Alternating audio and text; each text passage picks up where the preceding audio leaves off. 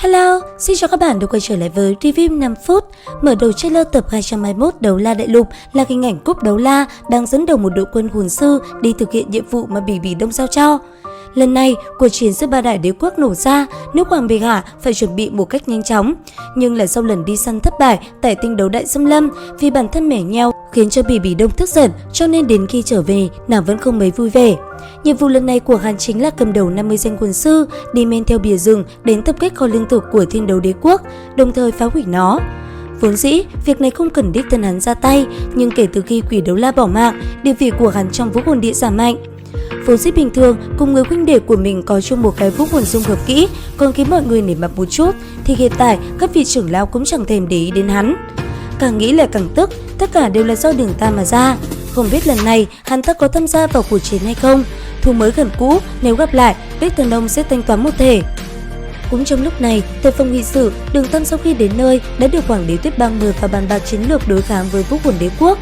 Hắn được Tuyết Băng ngỏ ý muốn Đường Tam trở thành phó soái cùng với thống lĩnh đại quân Thiên Đấu, nhưng mà Đường Tam đã từ chối, chỉ đáp lại sẽ giúp bệ hạ chỉ huy đường ra quân, dốc hết sức đối phó lại với hồn sư phe địch mà thôi. Đại sư nhíu mày, nhìn về phía Đường Tam, hồn sư quân đoàn của võ hồn đế quốc cường đại đến mức nào. Mặc dù Đường Tam thân là đế sư, nhưng lời hứa như vậy của Đường Tam làm cho đại sư cảm thấy không ổn. Dù sao, nếu đã hứa mà không thể làm được, đối với đại quân sẽ là tổn thất vô cùng trọng đại. Đó là tổn thất mà bất luận kẻ nào cũng không đảm đương nổi. Đường Tam trầm ngâm trong chốc lát, từ cơ thể phát ra một luồng lam quang đậm đặc, đem hắn, đại sư cùng với Tuyết Băng bao phủ hết bên trong, ngăn cách âm thanh với ngoại giới bên ngoài. Sau đó, hắn chỉ nói có một câu đã làm cho vẻ nghi ngờ trên mặt đại sư biến hết, không còn sót lại chút nào. Tuyết Băng cũng toát ra vẻ đại ngộ bừng tỉnh. Chỉ cần không phải Bỉ Đông với vị tuyệt thế đấu la thiên đạo lưu kia cùng lúc xuất hiện trên chiến trường, Đường Tam nắm chắc có thể ngăn cản được 2 vạn hồn sư quân đoàn của võ hồn đế quốc. Đồng thời, nói cho cả hai biết, hắn từ Hạo Thiên Tông quay lại đây, Hạo Thiên Tông đã quyết định quay lại đại lục, tự nhiên muốn gia nhập Thiên Đấu Đế quốc hỗ trợ. Lần này, đế quốc dốc toàn bộ lực lượng, phía sau còn có chút lỗ hổng phòng ngự, hắn đã viết một lá thư bảo mẫn đường đệ tử đưa đến Hạo Thiên Tông, nói cho đại bá để 5 vị phong hào đấu la ở lại trấn thủ Thiên Đấu Thành. Sau đó, phái thêm 2 vị phong hào đấu la dẫn theo 100 tên tông môn tinh nhuệ đến đây trợ giúp. Đường Hạo có thể là một trong 2 vị này, có chi lực lượng này gia nhập, không thể nghi ngờ sẽ làm giảm bớt sự chênh lệch lực lượng của đám hồn thánh và hồn đấu la với võ hồn đế quốc. Đây cũng coi như là lưu lại con át chủ bài, nếu không vừa rồi hắn cũng sẽ không nói chắc chắn như vậy. Một vị tướng lĩnh khoảng 50 tuổi ngồi ở vị trí ngay phía dưới Đường Tam đứng lên đưa ra chiến lược.